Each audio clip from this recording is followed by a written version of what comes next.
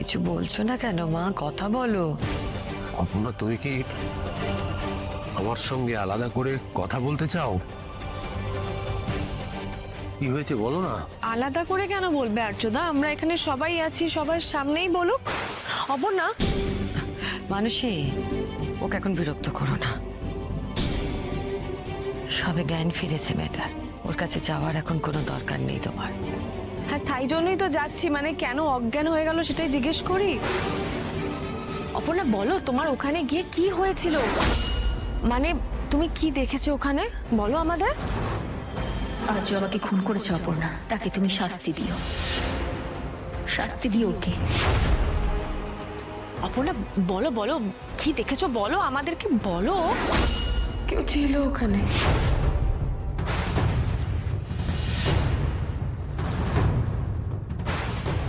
মানে কেউ ছিল মানে তুমি কাউকে দেখেছো?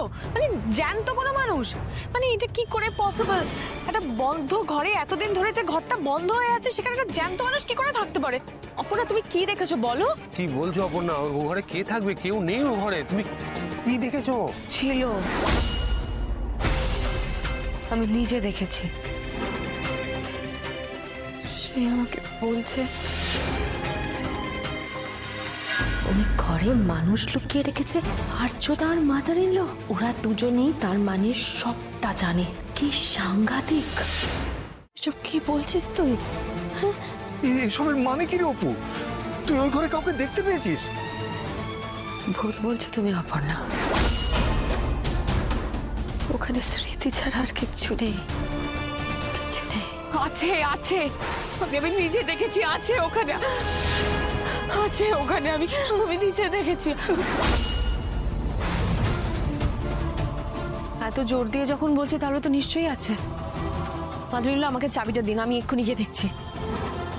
না, ঠিক আছে, আমাকে চাবি দিতে হবে না, আমি দরজার ফাঁক দিয়েই দেখবো, যতটা দেখা যায় ততটাই দেখবো, আমি ওখান থেকেই দেখবো।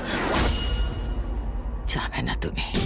মাদুরিল্লা আপনি আমাকে আটকাচ্ছেন কেন? তুমি শুনতে পাচ্ছ না আমি কি বলছি? ভুল দেখেছে অপর্ণা।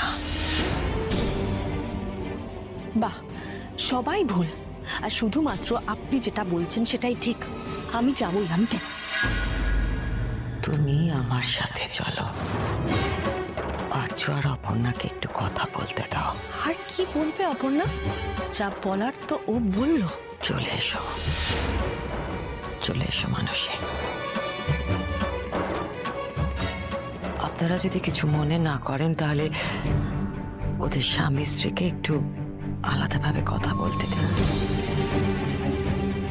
আপনারাও আমার সাথে বাইরে আসুন প্লিজ। এসো।